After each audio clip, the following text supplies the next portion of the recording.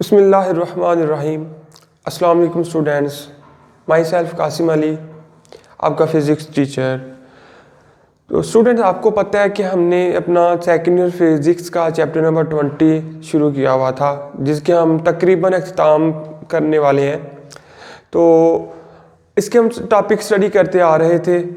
आज के लिए जो मैंने या इस वीडियो के लिए जो मैंने अपना टॉपिक चूज़ किया है उसका नाम है लेज़र। ठीक है, मोस्ट इंपॉर्टेंट टॉपिक है according to board paper point of view. ठीक है, इसको आपने अच्छे तरीके से समझना है, अच्छे तरीके से इसको तैयार करना है। ये पेपर में आने के चांसेस भी ज़्यादा होते हैं इसके। तो लेज़र मेरा आज का टॉपिक है। ठीक है, तो इसके मतलब अब डिस्कशन करते हैं, हम क्या बताया जा रहा है इसके अंदर देख लेते हैं। बेटा, सबसे पहले हमें पता ये होना चाहिए कि इसके अंदर जो लेज़र है, ठीक है बेटा, ये लेज़र एक वर्ड नहीं है। ठीक है, ये एब्रीविएशन है, डिफरेंट वर्ड्स के साथ मिलकर बनता है। ठीक है, लेज़र की अगर हम एब्रीविएशन की बात करें, ठीक है, इसमें एल का मतलब अलग आता है, ए का मतलब अलग आता है, एस ई आर इन सब का मतलब सेपरेटली अलग अलग आता है। ठीक है, सबका मतलब एक लैद है और सबको कंबाइन करके पहले डिजिट हमने लेकर एक कंबाइन किया तो वो हमारे पास एक मुखफ़फ़ बन जाता है, जिसको हम आम अल्फाज में कह लेते हैं कि ये लेज़र है हमारे पास। ठीक है, तो लेज़र में बेटा अगर हम बात करें इसके एब्रीविएशन की, तो लेज़र हमारे पास बनता है लाइट।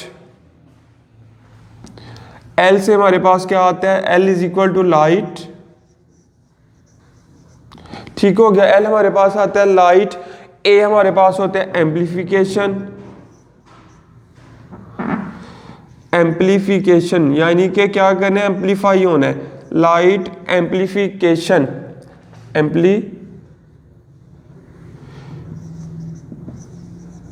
Light amplification. ठीक हो गया, लाइट एम्प्लीफिकेशन बाय, आगे ये बाय आ जाता है वैसे ही। एस से बनता है हमारे पास स्टिमुलेटेड।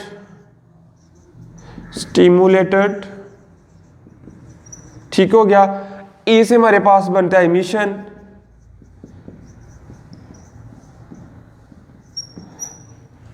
ऑफ, आर से हमारे पास बनता है रेडिएशन। ठीक होगा, ये हमारे पास अभी तो मैंने सिर्फ आपको सिंपल बताया कि इसका एब्रीविएशन होता है। एल से मुराद होता है हमारे पास लाइट, ए से मुराद एम्प्लीफिकेशन बाय, एस से मुराद होता है स्टिमुलेटेड, ई से मुराद होता है emission and R stand for radiation.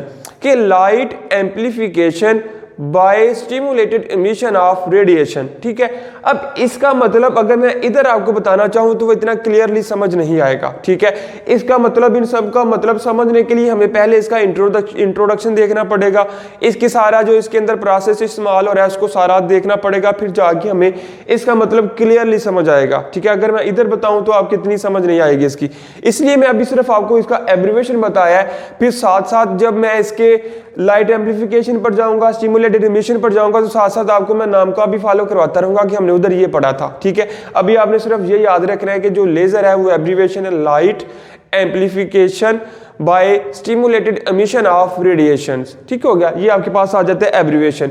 फिर उसके बाद कहते हैं कि जो लेजर है वो यूज होते हैं, ठीक है, किसके लिए, प्रोड्यूस करवाने के लिए। लेजर्स आर कॉमनली यूज्ड, या lasers are used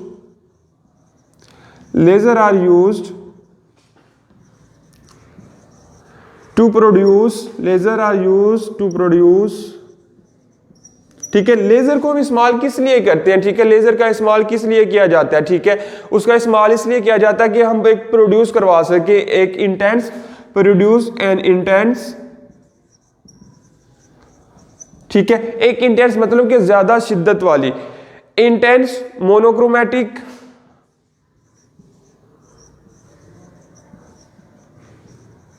intense monochromatic. Monochromatic मतलब कि सिंगल कलर वाली, एक ही रंग उसका हो। इंटेंस मोनोक्रोमैटिक, यूनिडायरेक्शनल, एक ही डायरेक्शन हो।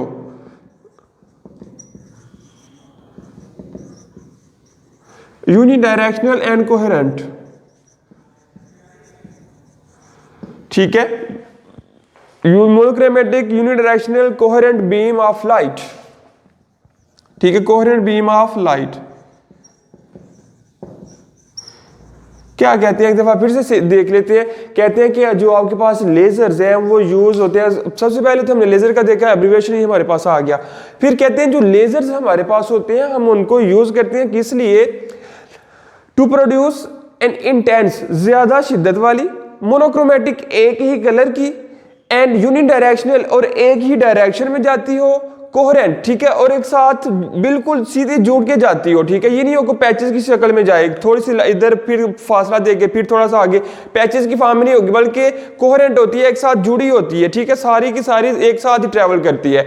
बीम ऑफ लाइट के हमने लाइट की बीम प्रोड्यूस करवाते हैं, जो क्या होती है उसकी डायरेक्शन भी सेम होती है। मतलब कि इधर से आपने देखा होगा बेटा लेजर जो है आपके पास खिलौनों में इस्तेमाल होता है, बच्चे लेकर जाते हैं, ठीक है, बच्चे आमतौर पर इसको इस्तेमाल करते हैं।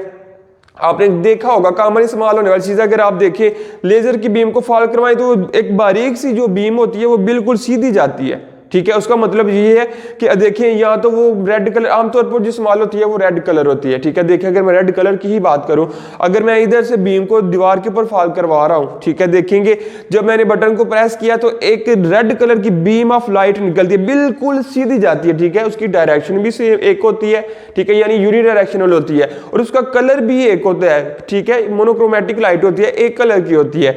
और उसके बाद जो होती है इंटेंसिटी भी उसकी ज्यादा होती है, ठीक है। अगर आप किसी की आंखों में फॉल करवाएंगे तो वो आप उसको बियर नहीं कर सकते, ठीक हो गया। फिर एंड जो चौथी चीज आ जाती है वो कोहेरेंट आती है। देखिए इधर से स्टार्ट होकर जिधर तक उसके मैक्सिमम या एंड पॉइंट है उधर तक बिल्कुल सीधी जा रही है, ठीक है, कट नहीं रही बीच में से, बिल्कुल सीधी जाएगी। तो ये आपके पास बताया जाता है कि हम लेजर को यूज किस लिए करते हैं, ठीक है। ये आपसे शॉर्ट क्वेश्चन में भी पूछा जा सकता है, एमसीक्यूज में भी पूछा जा सकता है कि आप पहले तो आप बताएं एब्रीविएशन ऑफ लेजर, लेजर का एब्रीविएशन क्या होता है, किसका मुखफ़फ़ है। फिर कहते हैं कि जो लेजर हम किस लिए यूज करते हैं, ठीक है, ये भी आपको पता होना चाहिए। हम एक लाइट ऑफ बीम प्रोड्यूस करवाते हैं जो यूनिडायरेक्शनल होती है, जो मोनोक्रोमेटिक होती है, ठीक है, जो कोहेरेंट होती है, और जो जिसकी इंटेंसिटी ज्यादा होती है। तो ये था हमारे पास इंट्रोडक्शन ऑफ लेजर, लेजर का इंट्रोडक्शन, और हम इसको किस लिए यूज करते हैं, ठीक है। फिर आगे इसकी वर्किंग की तरफ अगर हम जाएं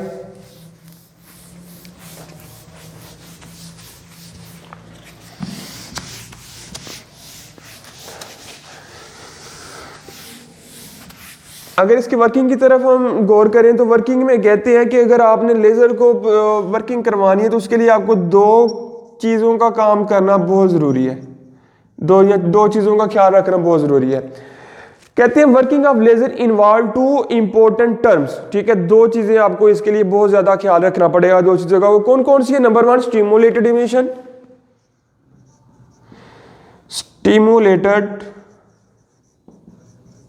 emission, एंड सेकेंड वन आपके पास आ जाती है स्पॉन्टेनियस पॉपुलेशन इन्वर्जन, ठीक है, दूसरी आ जाती है population inversion.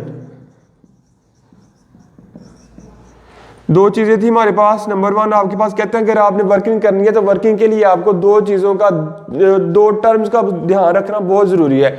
Number 1 stimulated emission, अगर स्टिमुलेटेड इमिशन होगी तो ही ये light of beam of light produce होगी, जो हमने इधर बात की यूजेस में। फिर अगर पॉपुलेशन इन्वर्जन उसके अंदर हो रही होगी तो फिर ही आपके पास इंटेंस मोनोक्रोमेटिक कोहेरेंट, ठीक है, और यूनिडायरेक्शनल बीम ऑफ लाइट आपके पास आएगी। अगर इन दोनों में से जो कोई एक चीज भी कम होगी तो आपके पास लेजर प्रोड्यूस ही नहीं हो सकता, ठीक है। लेजर को कंस्ट्रक्ट करवाने के लिए हमारे पास ये दो चीजों का होना बहुत जरूरी है, ठीक हो गया बेटा। फिर कहते हैं कि अगर हम बात करें स्पॉन्टेनियस एंड स्टिमुलेटेड इमिशन की, ठीक है, स्पॉन्टेनियस या स्टिमुलेटेड इमिशन की अगर हम बात करें, कहते हैं स्पॉन्टेनियस एंड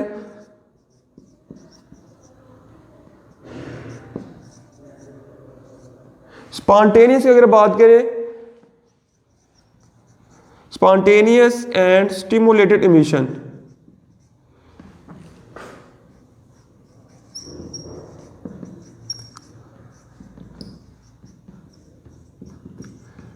अगर हम बात कर लेते हैं अपने पहले वाले टॉपिक की, स्टिमुलेटेड इमिशन हमने पढ़ना है, ठीक है। स्टिमुलेटेड इमिशन में क्या होता है, आगे स्टिमुलेटेड इमिशन में भी दो टाइप्स आ जाते हैं, स्टिमुलेशन जाते हैं खुद, और दूसरा इसके साथ एक और टाइप आ जाती है स्पॉन्टेनियस, ठीक हो गया स्टूडेंट।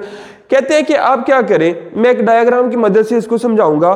कहते हैं कि आपके पास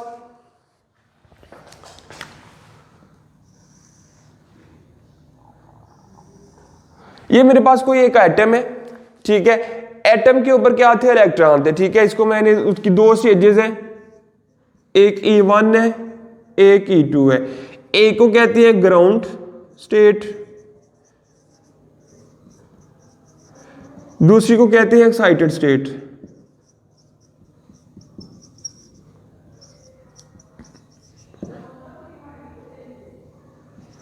ठीक हो गया, एक ग्राउंड स्टेट आ गया हमारे पास, दूसरा आपके पास कौन सा आ गया, एक्साइटेड स्टेट आ गया।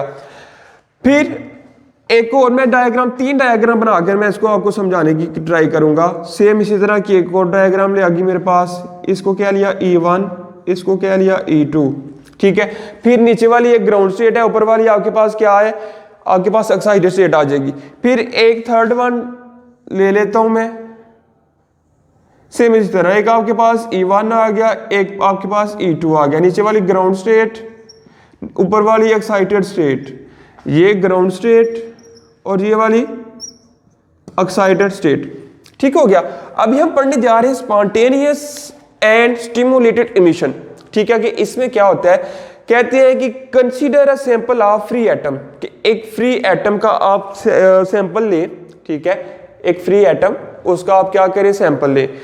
सम of which are in ground state, ठीक है, विद एनर्जी E1, कहते हैं उसमें से कुछ ग्राउंड स्टेट में है जिसकी एनर्जी E1 है, और कुछ क्या कहाँ हो गए, अपनी एक्साइटेड स्टेट पर हो गए जिसकी एनर्जी क्या आ रही है, E2 आ रही है। कहते हैं कि अगर सपोज फर्स्ट ऑफ ऑल इसका जो आपके पास इलेक्ट्रॉन था वो इधर था, अपनी ग्राउंड स्टेट में इलेक्ट्रॉन मौजूद था, ठीक हो गया। आपने क्या करवाना है कि एक आपने फोटॉन इसके ऊपर फॉल करवाना है, या इसके ऊपर एक फोटॉन को इंसिडेंट करवाना है। ये जो आपके पास इलेक्ट्रॉन था, अगर इधर से कोई एक फोटॉन आए, इसके साथ आकर कोलाइड करे, ठीक है, ये क्या करता है, फोटॉन की एनर्जी को अब्जॉर्ब करता है, ठीक है। ये जो आपके पास इलेक्ट्रॉन था, फोटॉन की एनर्जी को क्या करेगा, अब्जॉर्ब करेगा। अब्जॉर्ब करने के बाद ये किधर चला जाएगा, अपनी एक्साइटेड स्टेट पर, और बाद में इधर क्या होगा, इधर एक होल क्रिएट हो जाएगा, ठीक हो गया। क्या हुआ कि आपने एक, आपके पास एक फ्री इलेक्ट्रॉन था, ठीक है, फ्री इलेक्ट्रॉन के ऊपर आपने एक फोटॉन को इंसिडेंट करवाया।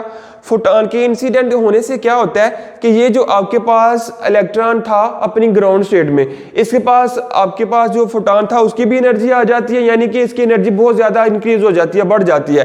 तो फिर क्या करता है कि ये ग्राउंड स्टेट में स्टे नहीं करता, बल्कि कहां चला जाता है, अपनी एक्साइटेड स्टेट में चला जाता है, ठीक है, एक्साइटेड स्टेट में चला जाता है। तो इस तरीकाकार को हम कहते हैं स्टिमुलेटेड इमिशन, कि यानी हमने खुद से फोटॉन की बम्बार्डमेंट करवाकर इलेक्ट्रॉन को एक्साइटेड स्टेट पर पहुंचाया है। अगर हम स्टिमुलेटेड का स्टूडेंट लफ्जी मतलब देखें तो वो होता है किसी बात उकसाना, ठीक है, आम अल्फाज में हम कहते हैं गुस्सा दिलाना, ठीक है, उकसाना। तो हम क्या करते हैं कि इलेक्ट्रॉन को हम फोटॉन मारते हैं, वो क्या करता है, फोटॉन की एनर्जी को अपने अंदर अब्जॉर्ब करता है, ठीक है, और वो क्या करता है, अपनी ग्राउंड स्टेट पर एक्साइटेड स्टेट पर जाना स्टार्ट हो जाता है।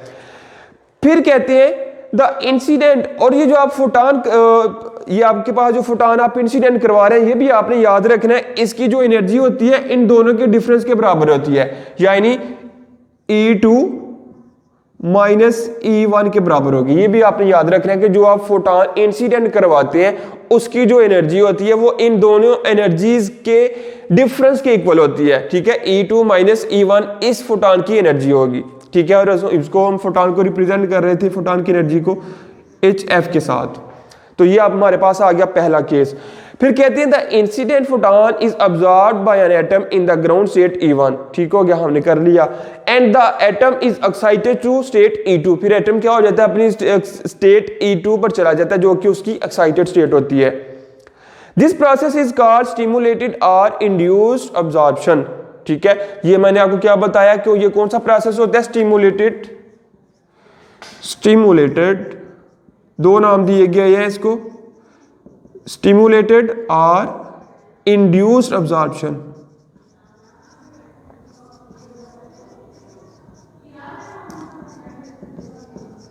ठीक होगा स्टूडेंट, पहला प्रोसेस हमारे पास, हमारी बात क्लियर होगी।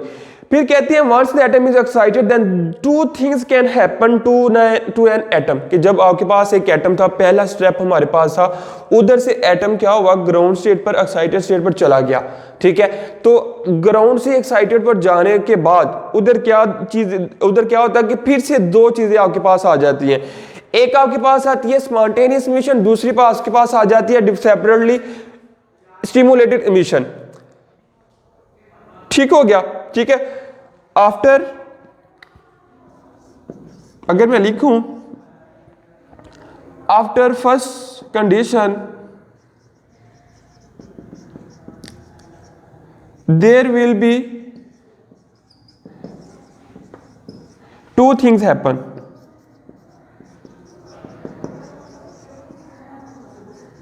ठीक है, क्या होता है फिर उधर दो चीजें होती है आपके पास, क्या क्या होती है। नंबर वन आपके पास आ जाता है फिर से, एक आपके पास आता है स्पॉन्टेनियस इमिशन। ठीक है, क्या आता है आपके पास,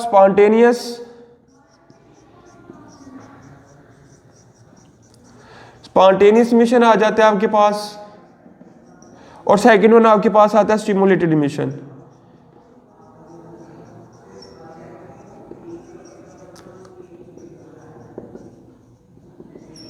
ठीक होगा स्टूडेंट। अब हम इसको स्टडी करेंगे अपनी दूसरी स्टेट के साथ। दूसरी अपना हमारे पास जो दूसरा स्टेप आ रहा था, पहला स्टेप हमने क्लियर कर लिया कि आपके पास क्या था, एक एटम था, फ्री इलेक्ट्रॉन था, वो ग्राउंड स्टेट पर मौजूद था। हमने क्या किया, एक उसके ऊपर फोटॉन इंसिडेंट करवाया, और फोटॉन की एनर्जी क्या थी, इन दोनों की एनर्जी के डिफरेंस के बराबर। हमने इसके ऊपर फोटॉन को इंसिडेंट करवाया, ये क्या हुआ, अपनी ग्राउंड स्टेट से अपनी एक्साइटेड स्टेट पर चला गया। तो एक्साइटेड स्टेट पर जाने के बाद फिर से हमने पढ़ा कि दो चीजें इधर हैपन होगी।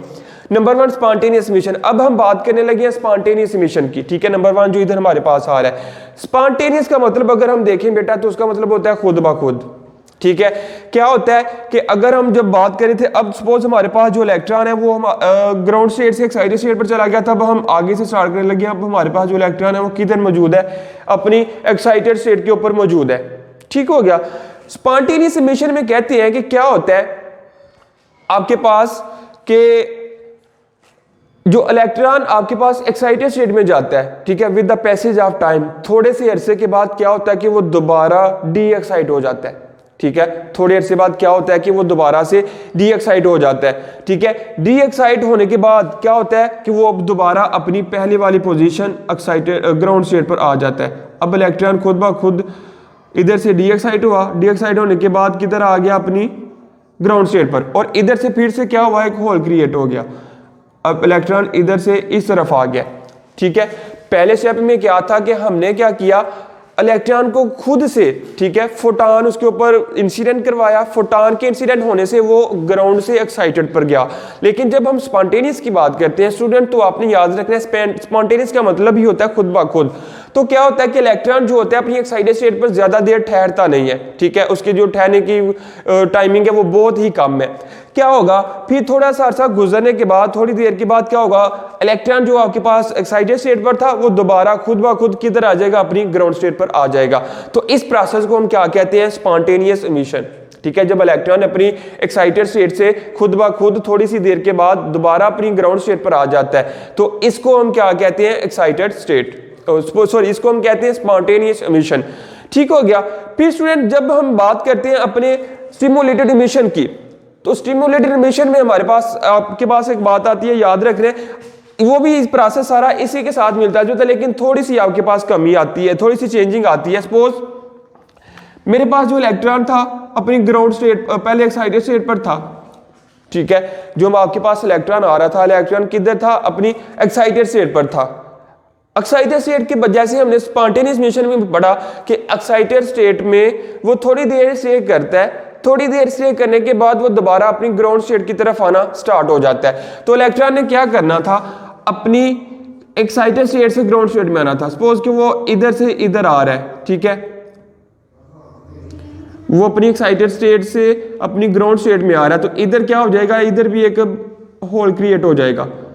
ठीक है, और जब आपने याद रख रहे हैं कि जब इलेक्ट्रॉन अपनी एक्साइटेड स्टेट से ग्राउंड स्टेट में आता है तो वो एक फोटॉन को एमिट करके आता है।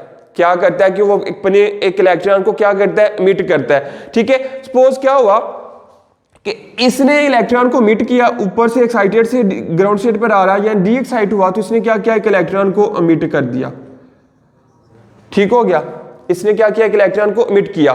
लेकिन स्टिमुलेटेड का जैसे हमने पहले भी पढ़ा था कि हम स्टिमुलेटेड का मतलब होता है हम प्रोसेस करते हैं, लेकिन स्पॉन्टेनियस की बात आती है तो वो इलेक्ट्रॉन खुद सारा काम करता है। अब फिर हम बात कर रहे हैं स्टिमुलेटेड इमिशन की, कि स्टिमुलेटेड इमिशन हमने करवानी है तो वो कैसे होगी। ठीक है, अब इस केस में क्या कहते हैं कि जब इलेक्ट्रॉन डी एक्साइट हुआ, उसने अपना एक फोटॉन क्या किया, अमिट करवा दिया, अपने अंदर से खारिज किया। उस केस में जब ये अपने इलेक्ट्रॉन को अमिट करवाता है या अपनी एक्साइटेड स्टेट से डी एक्साइट होता है, ठीक है, ग्राउंड स्टेट में आने की कोशिश करता है या आता है, हम क्या करते हैं, हम इसके ऊपर एक और फोटॉन को इंसिडेंट करवा देते हैं। सपोज ये जो इस फोटॉन इसने इमिट करवाया था, इधर से हम एक और फोटॉन अपनी तरफ से स्टिमुलेट करवा रहे हैं। ठीक हो गया, दो फोटॉन थे, एक फोटॉन हमने इसके ऊपर फॉल करवाया, इंसिडेंट करवाया, एक फोटॉन जो था वो इलेक्ट्रॉन खुद ब खुद इमिट कर रहा है due to de excitation, de excite होने की वजह से।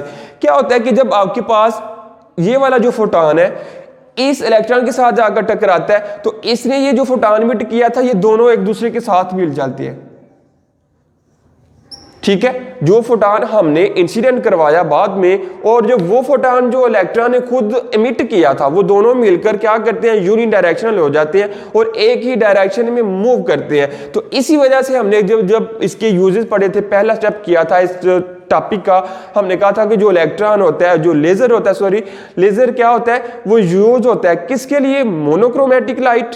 ठीक हो गया, इंसिडेंट लाइट जो लाइट होती है उसकी मोनोक्रोमेटिक होती है, इंसिडेंट होती है, यूनिडायरेक्शनल होती है और कोहेरेंट होती है। सारे इसी में बात कर लेते हैं। देखें, इधर तो मैंने सिर्फ आपको कलर चेंज किया हुआ है ताकि आपको समझ आ जाए, लेकिन जब हम रियलिटी की बात करते हैं तो आपके बाद देखेंगे, देखिए अब दो इलेक्ट्रॉन मिले हैं, ठीक है, तो दोनों फोटॉन मिले हैं तो उनकी एनर्जी बहुत ज्यादा होगी, कॉम्बिनेशन हो जाएगा टू फोटॉन का। ठीक है, एनर्जी दोनों की बहुत ज्यादा हो जाएगी।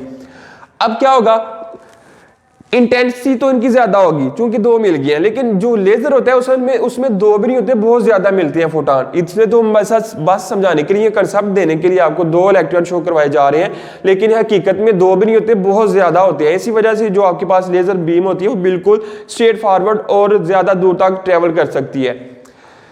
क्या हो गया, पहला हमारे पास बात क्लियर होगी कि दोनों इलेक्ट्रॉन मिले तो उनकी इंटेंसिटी क्या होगी, ज्यादा होगी। दूसरी बात कि ये यूनिडायरेक्शनल भी है, देखिए एक साथ ट्रेवल करना यहां से स्टार्ट कर देते हैं और बात क्लियर होगी कि यूनिडायरेक्शनल भी आगे। थर्ड बात हमने की थी कि ये क्या होते हैं, मोनोक्रोमेटिक होते हैं, कि इनकी जो लाइट का कलर है वो भी एक तरह का ही होता है। इधर तो समझाने के लिए डबल शेड है, लेकिन होता बेसिकली एक ही कलर है।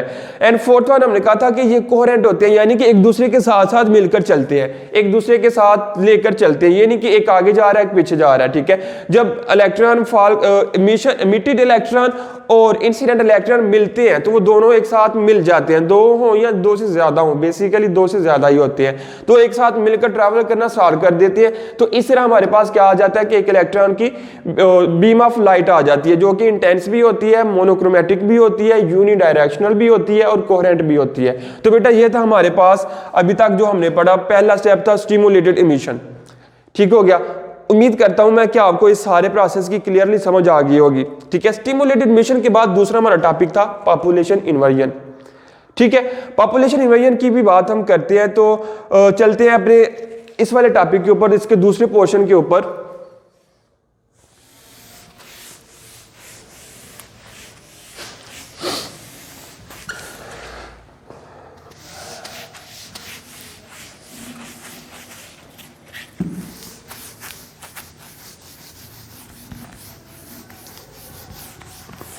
ओके स्टूडेंट, दूसरा जो हमारे पास टॉपिक आ रहा है वो कह रहे हैं पॉपुलेशन इन्वर्जन। अब कहती है population inversion and laser action, population inversion और इसको लेजर एक्शन भी हम कहते हैं। ठीक है, इस प्रोसेस में कि अब बेटा एक बात याद रखिए, जो हमने पीछे टॉपिक पढ़ा, जब हमने कहा था कि स्पॉन्टेनियस इमिशन हो रही है। ठीक है, स्पॉन्टेनियस इमिशन में आपने याद रखना है कि आपके पास लेजर बीम लेजिंग एक्शन नहीं करती। ठीक है, अगर स्पॉन्टेनियस इमिशन होती रहेगी आपके पास लेजर बीम प्रोड्यूस नहीं होगी। लेजर बीम प्रोड्यूस ही तब होगी जब आपके पास क्या होता है कि आप स्टिमुलेटेड इमिशन करवा रहे हो। ठीक है, अब इसको मजीद एक्सप्लेनेशन इसकी इस बात की इस स्टेप में भी हमारे पास आ जाएगी, इस पोर्शन के अंदर भी। Population inversion and laser action, ठीक है, इसको दूसरा नाम क्या देते हैं, एंड लेजर एक्शन। ठीक होगा student, population inversion and laser action, ये आपके पास टॉपिक है। अब अगर हम देखें इस बात को गौर से, इस बात के ऊपर गौर करें कि पॉपुलेशन इन्वर्जन हमारे पास है, इसका मतलब क्या होता है। ठीक है, सबसे पहले हमें पॉपुलेशन इन्वर्जन का मतलब पता होगा तो तभी हम फर्दर इस चैप्टर को क्लियर कर पाएंगे। ठीक है, तो बेटा पॉपुलेशन आपको पता है, अगर हम लफ्जी मीनिंग की तरफ जाएं तो पॉपुलेशन का मतलब होता है आबादी।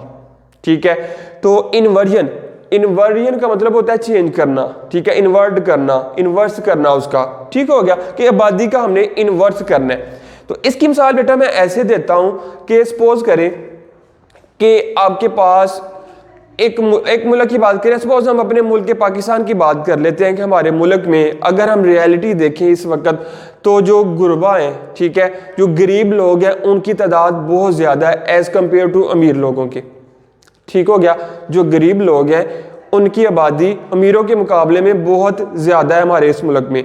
लेकिन जब हमने पॉपुलेशन इन्वर्जन की बात करते हैं तो हम कहते हैं कि हमने क्या करना है कि आपके पास जो गरीब लोग हैं वो बहुत कम रह जाएं एज़ कम्पेयर टू अमीर लोग, यानी अमीर लोग बहुत ज़्यादा हो जाएं और जो गरीब लोग हैं वो बहुत कम रह जाएं या ख़त्म हो जाएं। ये बात हम कह सकते हैं। तो इस प्रोसेस को हम कहते हैं पॉपुलेशन इन्वर्जन, कि आबादी को आप क्या करें, कन्वर्ट कर दें, इनवर्स बना दें। जो अमीर थे वो गरीब बन जाए, यानी कि जो तादाद थी, जो अमीरों की तादाद थी वो गरीबों वाली तादाद में आ जाए और जो गरीबों वाली तादाद थी वो अमीरों वाली तादाद में चले जाए। इसको हम कहते हैं पॉपुलेशन इन्वर्जन या लेजर एक्शन। लेजर एक्शन के तलक आगे हम सारा प्रोसेस करेंगे तो फिर उसके ऊपर बात होगी। ठीक हो गया। तो बेटा क्या होता है कि जब हमारे पास इलेक्ट्रॉन होते हैं ग्राउंड स्टेट में, ठीक है, सपोज हमारे पास जो इलेक्ट्रॉन थे वो किधर थे, अपनी ग्राउंड स्टेट में थे। ठीक है, ये इलेक्ट्रॉन की क्या है, ग्राउंड स्टेट। इधर इलेक्ट्रॉन जो है वो कसरत से पड़े हुए हैं, ठीक है, ज्यादा तादाद में है। यानी पहली बात हम करने लगे हैं कि नॉर्मल सिचुएशन के हमारे पास या हमारे मुल्क में जो गुरबा लोग हैं वो बहुत ज्यादा है। लेकिन जब हम बात करते हैं इसकी एक्साइटेड स्टेट की, तो एक्साइटेड स्टेट इसकी एनर्जी E1 थी, इसकी एनर्जी E2, जैसे हमने पीछे वाले टॉपिक में भी इसको स्टडी किया। यहाँ भी एनर्जी को ना भी कंसिडर करें तो ये सिर्फ एक कॉन्सेप्ट मैं देना चाह रहा हूँ आपको। सपोज इस केस में हमारे पास ये जो अमीर लोग हैं वो थोड़े हैं, बहुत थोड़े हैं एज कम्पेयर टू गरीब लोग। ठीक है, ये तो पॉपुलेशन इन्वर्जन नहीं होती। कहते हैं कि ये तो, इसको हम कहते हैं नॉर्मल पॉपुलेशन। ठीक है, इसको हम क्या बोलेंगे, ये हमारे पास क्या चीज है, नॉर्मल पॉपुलेशन।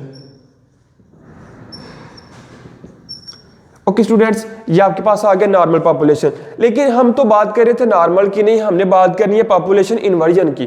तो जब आप पॉपुलेशन इन्वर्जन की बात करते हैं स्टूडेंट, तो आपके पास क्या होता है, आपके पास क्या होता है कि इधर से जो आपके पास ग्राउंड स्टेट होती है, इधर से जो इलेक्ट्रॉन है वो क्या होते हैं, ट्रांसफर हो जाती है अपनी एक्साइटेड स्टेट पर। ठीक है, या इसकी आ रही है एक्साइटेड स्टेट, ये थी इसकी ग्राउंड स्टेट। ठीक हो गया, एक ग्राउंड स्टेट थी हमारे पास, एक आपके पास एक्साइटेड स्टेट आ गई। या कह सकते हैं जो ग्राउंड स्टेट होती है उसकी एनर्जी कम होती है, जो एक्साइटेड स्टेट होती है उसकी एनर्जी ज्यादा होती है, लॉन्गर एनर्जी होती है। ठीक हो गया। अब क्या होता है कि आपके पास जब गरीब लोग कम रह जाएं और अमीर लोग ज्यादा हो जाएं, ठीक है। अब देखिए, अगर हम पहले बात करें जिसको हमने कहा हुआ है कि नॉर्मल पॉपुलेशन, नॉर्मल पॉपुलेशन में क्या था, आपके पास जो गरीब लोग थे वो बहुत ज्यादा थे एज कम्पेयर टू अमीर लोग कम थे। लेकिन जब दूसरी बात कर रहे हैं हम, इसको हमने कह लिया कि आपके पास आ रहा है पॉपुलेशन इन्वर्जन, पॉपुलेशन इन्वर्जन। ठीक है स्टूडेंट, तो इसमें देखिए आप, आपके पास जो गरीब लोग हैं, ठीक है, जो निचली वाली सतह में है, लॉन्गर जो स्मॉलर एनर्जी वाले हैं वो बहुत कम है। लेकिन जो आपके पास अमीर लोग हैं, ठीक है, लॉन्गर एनर्जी वाले जो पर्सन हैं वो बहुत ज्यादा हो गए हैं। तो बेटा इसको हम बोलेंगे कि जब आप गरीबों की तादाद में अमीरों की तादाद ले आए, ज्यादा अमीर बन जाए, कम गरीब हो जाए, तो आपके पास जो इन्वर्जन आती है उसको हम कहते हैं पॉपुलेशन इन्वर्जन। समझ आ गई बात? उम्मीद करता हूं कि इसकी आपको कॉन्सेप्ट जो मैं देना चाह रहा था आप उसको पिक कर चुके होंगे, इसकी आपको समझ आ गई होगी। ठीक है, अब चलते हैं अपने इस टॉपिक की तरफ। ये तो सिर्फ आपको एक कॉन्सेप्ट देना मकसूद था। तो जो आपकी फॉर योर इंफॉर्मेशन में भी लिखा हुआ है बुक के अंदर। कहते हैं consider a simple case of material whose atom can reside in 3 different states as shown in figure. ठीक है, अब इसके लिए हमें एक फिगर ड्रा करनी पड़ेगी। ठीक है, तो फिगर ड्रा कर लेते हैं हम। सपोज ये हमारे पास एक एक्साइटेड स्टेट थी, ठीक हो गया, ये हमारे पास एक एक्साइटेड स्टेट है और एक्साइटेड स्टेट के नीचे एक और फर्दर स्टेट है और एक आपके पास 3 स्टेजेस आपके पास आ रही हैं। ठीक है, जैसे हम पीछे पढ़ते आ रहे थे, जो हमारे पास लोएस्ट स्टेट थी उसको हम क्या कहते हैं, ग्राउंड स्टेट। ठीक है, क्या कहते हैं उसको, ग्राउंड स्टेट। इसको हमने कहा हुआ था, इसकी जो एनर्जी होती है वो एनर्जी होती है E1। ठीक होगी बात। फिर स्टूडेंट क्या होना है कि आप क्या करेंगे, E1 के ऊपर जो आपके पास स्टेज आ रही है इसको आपने क्या लिया, E2, और इस स्टेज को हम क्या कहते हैं, मेटा स्टेबल स्टेट। क्या कहते हैं, मेटा स्टेबल स्टेट। ठीक हो गया, पहली स्टेट हमारे पास ग्राउंड स्टेट, एक न्यू इंट्रोड्यूस होगी हमारे पास मेटा स्टेबल स्टेट, जिसको हमने क्या लिया, उसकी एनर्जी E2 है। फिर हमने कहा कि जो आपके पास E3 है उसको पहले भी हमने पढ़ा, वो कहलाती है हमारे पास एक्साइटेड स्टेट। ठीक है, इसका मतलब हम पहले भी इंफॉर्मेशन दे सकते हैं, ग्राउंड स्टेट की भी इंफॉर्मेशन भी हमारे पास है चूंकि हम पीछे से पढ़ते आ रहे हैं, और एक्साइटेड स्टेट की इंफॉर्मेशन भी हमारे पास है चूंकि ये इन दोनों के मतलब हम डिस्कशन कर चुके हुए हैं। लेकिन अभी जो हमारे पास एक न्यू टर्म आ गई है मेटा स्टेबल स्टेट, ये कौन सी स्टेट होती है, अब पहले हम इसको देख लेते हैं। ठीक है, मेटा स्टेबल स्टेट की अगर हम डेफिनेशन लिखें तो कहते हैं अ Meta stable state is an excited state in which a Meta stable state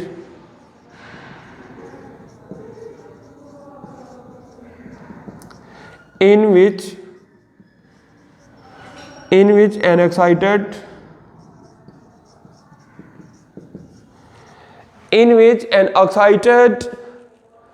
electron is usually more reside, an excited electron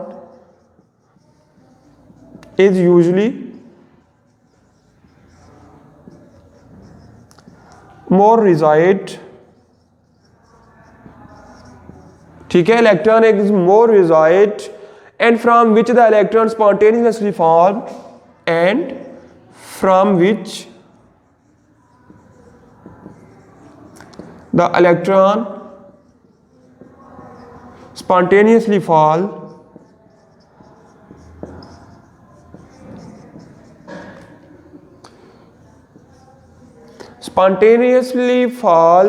to lower side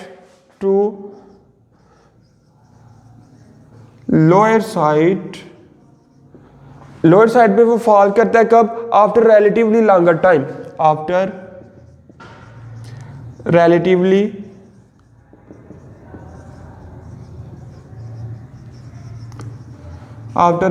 longer time. ठीक हो गया। अगर स्टूडेंट मैं आपको सिर्फ कॉन्सेप्ट बताना चाहूँ, पहले डेफिनेशन में रीड कर देता हूँ फिर कॉन्सेप्ट ही बता दूंगा क्या होता है। कहते हैं अ मेटा स्टेबल स्टेट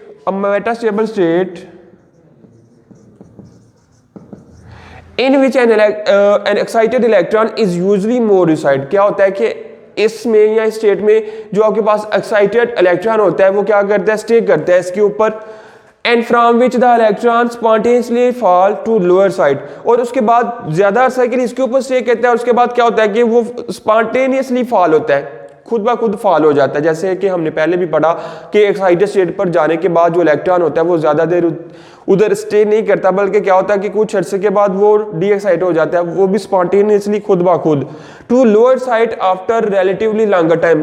लेकिन जब हम बात करते हैं मेटास्टेबल स्टेट की, तो मेटास्टेबल स्टेट के ऊपर जो इलेक्ट्रॉन है वो as compare to excited state ज्यादा देर स्टे करता है। ठीक है, उसके बाद वो आगे नीचे फॉल हो जाता है। तो स्टूडेंट अगर हम बात करें, मैं सिर्फ कॉन्सेप्ट की बात करूं, अपने अल्फाज में बताना चाहूं, तो क्या होता है कि जब हम इलेक्ट्रॉन को फोटॉन इंसिडेंट करवाते हैं, इलेक्ट्रॉन को एनर्जी प्रोवाइड करते हैं, ठीक है, फोटॉन जिसकी एनर्जी दोनों के एनर्जी डिफरेंस से के बराबर होती है, ऐसा फोटॉन हम फॉल करवाएं इलेक्ट्रॉन के ऊपर, तो हमने पढ़ा वो क्या होता है, अपनी एक्साइटेड स्टेट पर फॉल कर अपनी एक्साइटेड स्टेट पर पहुंच जाता है। ठीक हो गया। एक्साइटेड स्टेट पर जाने के बाद फिर हमने पढ़ा कि वो उधर इतनी देर स्टे नहीं करता बल्कि नीचे आना स्टार्ट हो जाता है, फॉल हो जाता है खुद ब खुद स्पॉन्टेनियसली।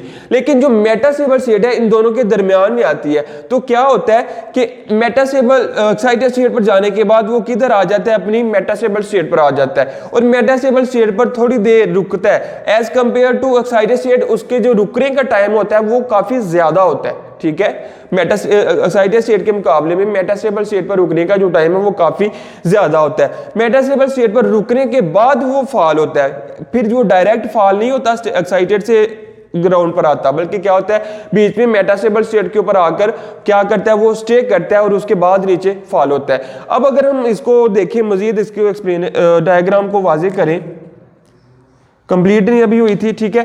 क्या होता है कि हमारे पास इलेक्ट्रॉन, इधर इलेक्ट्रॉन पड़े थे,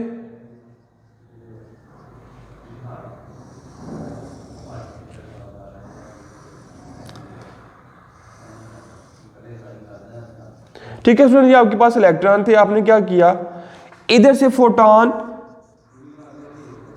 प्रोवाइड किए या इंसिडेंट किए इसके ऊपर, इन इलेक्ट्रॉन के ऊपर, ठीक है। ठीक है, इलेक्ट्रॉन के इंसिडेंट जो होने की जो एनर्जी आपके पास आती है वो आती है E2 माइनस E1, यानी कि इन दोनों के एनर्जी डिफरेंस के इक्वल आती है जो आप फोटोन उसके ऊपर इंसिडेंट करवाते हैं, ठीक है। फिर क्या होता है कि वो अपनी एक्साइटेड स्टेट पर पहुंचते हैं। एक्साइटेड स्टेट पर पहुंचने के बाद क्या होता है कि वो दोबारा डी एक्साइट होने की कोशिश करते हैं। तो डी एक्साइट वो इस फॉर्म में होते हैं कि वो डायरेक्ट ग्राउंड स्टेट पर नहीं जाते बल्कि किधर आ जाते हैं, अपनी मेटास्टेबल स्टेट पर पहुंच जाते हैं। और मेटास्टेबल स्टेट पर पहुंचने के बाद वो क्या होता है, डी एक्साइट कंप्लीटली होकर अपनी ग्राउंड स्टेट पर पहुंच जाते हैं, ठीक है। ये बताया जा रहा है इस डायग्राम के अंदर, ठीक है। तो जब हमने अपने पीछे वाले टॉपिक में पढ़ा था स्टिमुलेटेड इमिशन में कि हमने क्या किया था कि जब इलेक्ट्रॉन आपके पास एक्साइटेड स्टेट से ग्राउंड स्टेट में आता है, ठीक है, ग्राउंड स्टेट की तरफ आता है तो वो क्या करता है, इलेक्ट्रॉन को इमिट करता है। तो इलेक्ट्रॉन को इमिट करते वक्त हम क्या करते हैं कि हम भी उसके ऊपर एक और इलेक्ट्रॉन फोटॉन को, वो इलेक्ट्रॉन को नहीं सॉरी वो इलेक्ट्रॉन फोटॉन को इमिट करता है, तो हम भी क्या करते हैं कि उसके ऊपर फर्दर फोटॉन को इंसिडेंट करवाते हैं। तो क्या होता है कि वो इधर से सारे मिलकर एक ही डायरेक्शन में ट्रेवल करना स्टार्ट कर देते हैं, ठीक है। तो ये आपके पास आ जाता है इमिटेड फोटॉन्स, ठीक है, और जिनकी एनर्जी भी क्या होती है, वो भी एनर्जी E2 माइनस E1 के बराबर होती है। ओके स्टूडेंट्स,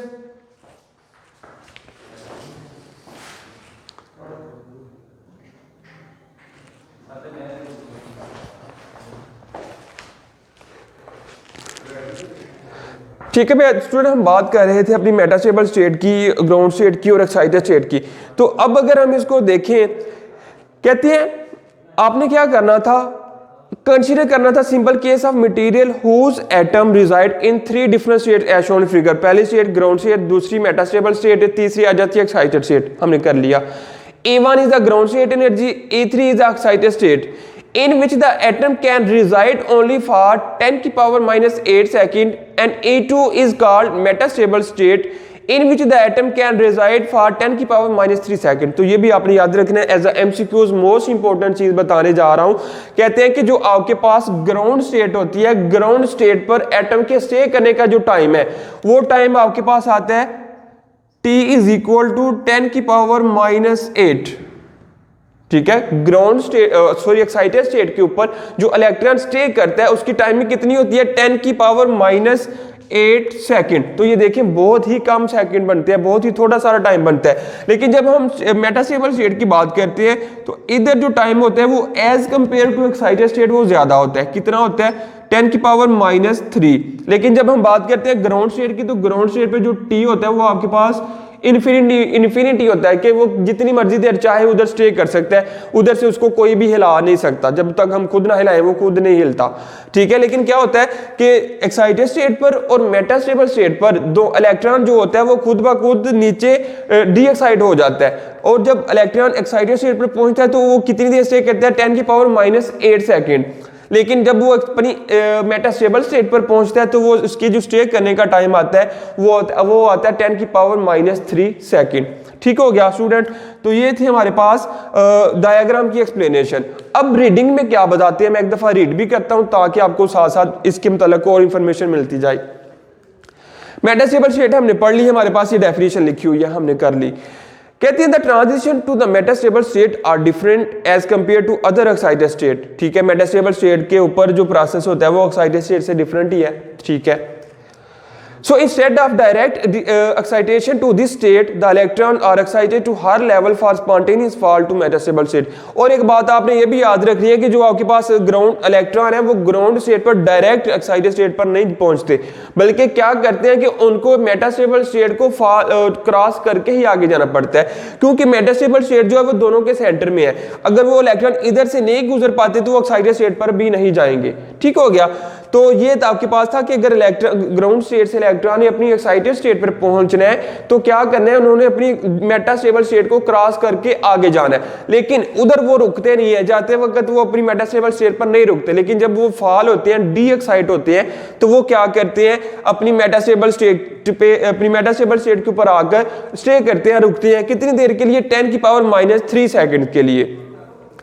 फिर कहते हैं पॉपुलेशन इन्वर्जन, कि पॉपुलेशन इन्वर्जन स्टूडेंट क्या होती है। देखिए हमने पढ़ा ये वाला सारा पॉपुलेशन इन्वर्जन में सारा आपको डिटेल के साथ बता चुका था कि जब आपके पास जो पॉपुलेशन इन्वर्जन में गरीब लोगों की तादाद अमीर लोगों की तादाद में चली जाए, यानी गरीब लोग थे वो सारे के सारे अमीर बन जाएं, चंद एक रह जाए जो गरीबी हो गया, यानी अमीरों की तादाद ज्यादा हो जाए, गरीब कम रह जाए, उसको हम कहते हैं पॉपुलेशन इन्वर्जन। अब इधर बुक में क्या बता रहे हैं उसके मतलब भी हम स्टडी कर लेते हैं। कहते हैं let the incident photon of energy E3 - E1। ठीक है, अब जो सॉरी इधर जो हमारे पास इलेक्ट्रॉन आएगा उसको हमने कहना है E3 - E1, चूंकि अब एक्साइटेड स्टेट क्या थी E3, और जो हमारे पास आ रही थी ग्राउंड स्टेट वो आ रही थी आपके पास कितनी, वो आ रही थी E1। अब E3 - E1 होगा इस केस में। Excited state E from ground state E1। ठीक है, उसको हमने क्या किया, ग्राउंड स्टेट E1 से एक्साइट करवा दिया एक्साइटेड स्टेट E3 के ऊपर।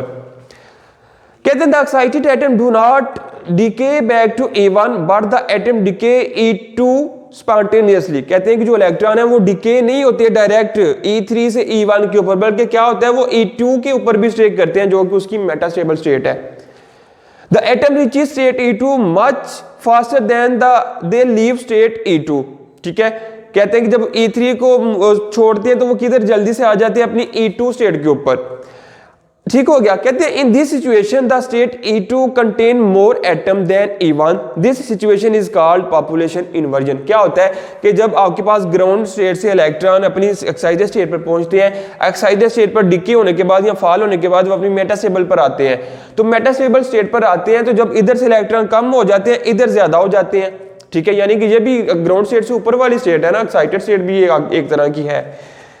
तो क्या कहते हैं कि इधर इलेक्ट्रॉन की तादाद कम, मेटास्टेबल स्टेट पर इलेक्ट्रॉन की तादाद ज्यादा हो जाती है, इस वजह से हम इसको कहते हैं कि क्या हो गया, पॉपुलेशन इन्वर्जन हो गई है। ठीक होगी बात, तो ये सारा प्रोसेस हमने पहले भी स्टडी किया पॉपुलेशन इन्वर्जन का।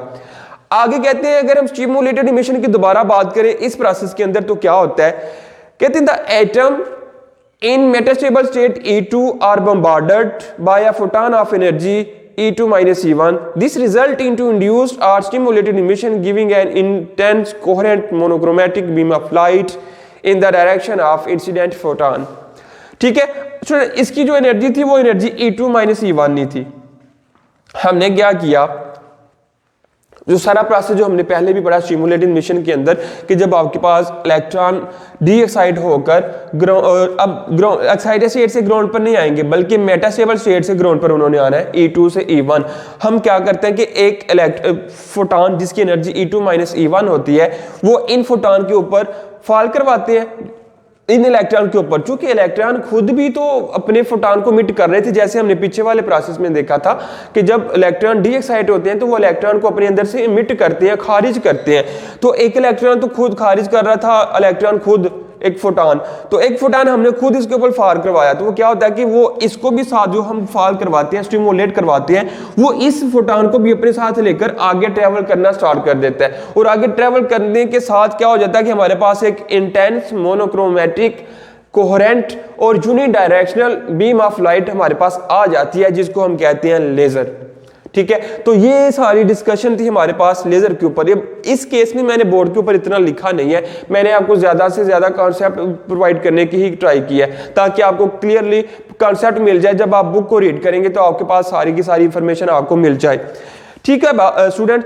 फिर कहते हैं कि आपके पास जब हम बात करते हैं स्टूडेंट लेजर्स की, जो हमारे पास मैंने पहले भी एग्जांपल दी कि जो बच्चों वाले लेजर होते हैं या आपके पास जो हकीकत में लेजर होते हैं, वो क्या होता है, उनके अंदर एक आपके वो एक जो है एक सिलेंडर नमा शेप होती है उसकी, ठीक है। इसको मैं रेज करता हूं।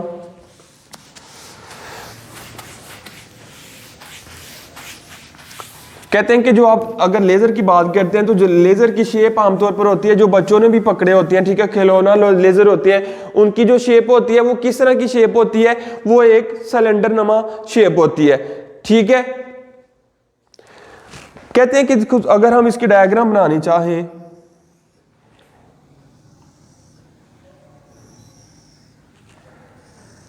ठीक है, ये आपके पास एक सिलेंडर नमा शेप होती है लेजर की। अब क्या होता है कि सारा जो प्रोसेस है, ये वाला प्रोसेस हमने देखा कि अगर हम इसकी बात करें,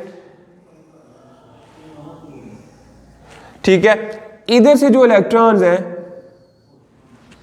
क्या होता है स्टूडेंट कि जब हम इलेक्ट्रॉन को इलेक्ट्रॉन के ऊपर फोटॉन को इंसिडेंट करवाते हैं, तो इंसिडेंट करवाने से वो क्या होता है, वो एक्साइटेड स्टेट में जाने की ट्राई करता है। तो इधर स्टूडेंट हमने इधर एक मिरर लगाया होता है जो होता है रिफ्लेक्टिंग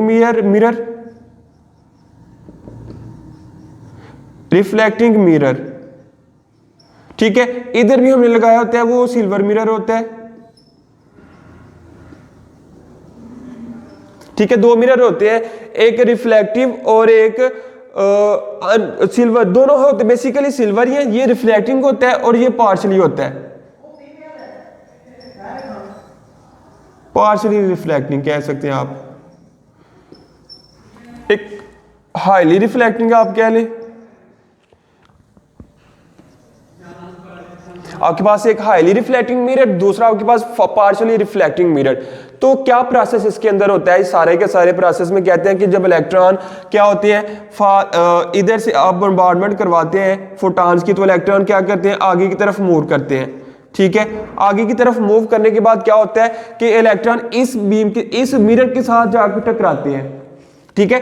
इस मिरर के साथ जाकर जब टकराते हैं, सपोज इधर आके ये टकरा रहे हैं इसके साथ, तो क्या होगा, कुछ इलेक्ट्रॉन्स आगे की तरफ शिफ्ट हो जाएंगे, ठीक है, यानी कि उनकी जो बीम बन जाएंगी, ठीक है, लाइट बीम बन के वो इस जो मिरर है, इस मिरर से बाहर जाएंगे वो बीम की फॉर्म में। और हमारे पास जो बीम आती है वो इस प्रोसेस में आती है कि हमारे पास जो पार्शियली रिफ्लेक्टिंग मिरर होता है उसमें से फोटॉन गुजर कर आगे की तरफ आते हैं। लेकिन स्टूडेंट अगर ये प्रोसेस इस तरह हो कि ये सारे के सारे फोटॉन बाहर की तरफ निकल जाए, ठीक है, एक ही वक्त में सारे के सारे बाहर निकल जाए, तो फिर आपके पास जो बीम ऑफ लाइट है वो तो सिर्फ चंद देर के लिए होगी, ठीक है। एक दफा सारे फोटॉन निकल गए तो आपके पास बीम ऑफ लाइट खत्म। लेकिन ऐसा प्रोसेस नहीं होता, इसको हमने कहा कि ये हमारे पास पार्शियली रिफ्लेक्टिंग होती है। पार्शियली रिफ्लेक्टिंग का मतलब ये है कि आपके पास जब इलेक्ट्रॉन इधर से ट्रेवल करते हुए आगे जाकर इसके साथ टकराती है, तो ये क्या करती है, कुछ को तो वापस भेज देती है रिफ्लेक्ट करके और कुछ को आगे फर्दर निकाल देती है, ठीक है, जो हमारे पास लाइट बीम की फॉर्म में आती है। लेकिन जो आपके पास फर्दर आपके पास आते हैं, कुछ रिफ्लेक्ट हो जाते हैं, कुछ आगे चले जाते हैं, कुछ वापस आपके पास उनकी रिफ्लेक्शन हो जाती है, ठीक है। रिफ्लेक्शन होने के बाद क्या होता है कि फिर से इस मिरर पर आते हैं, ठीक है। ये जो हमारे पास मिरर है ये हाईली रिफ्लेक्टिंग हमने कहा हुआ है, तो हाईली रिफ्लेक्टिंग के बाद इसके ऊपर आकर टकराएंगे, टकराने के बाद क्या होंगे, फिर से ये रिफ्लेक्ट होकर आगे की तरफ। तो ये सारे का सारा प्रोसेस इस हमारे पास ये जो लेजर होते हैं, आम लेजर हमारे पास होते हैं, उनके अंदर ये सारे का सारा प्रोसेस चलता रहता है, ठीक है। सारे का सारा प्रोसेस चलने के बाद हमारे पास जो बीम ऑफ लाइट आती है वो मोनोक्रोमेटिक होती है, कोहेरेंट होती है, इंटेंस होती है, यूनिडायरेक्शनल होती है। तो स्टूडेंट ये था हमारे पास सारा टॉपिक जो था लेजर के मुतल्लिक। मैं उम्मीद करता हूं कि आपको हर एक चीज की या हर कॉन्सेप्ट की आपको क्लियरली समझ आ गई होगी, ठीक है स्टूडेंट। तो मिलते हैं फिर हम अपने अगले लेक्चर, अपने अगली वीडियो में, अपने अगले टॉपिक के साथ, ठीक है। तब तक के लिए मुझे इजाजत दीजिए, अल्लाह हाफिज। वीडियो पसंद आई तो लाइक करें, अपनी राय कमेंट करें। ऐसे ही मजीद वीडियोस के लिए हमारा चैनल सब्सक्राइब करें और बेल का आइकन दबाएं ताकि आपको हर वीडियो का नोटिफिकेशन मिलता रहे।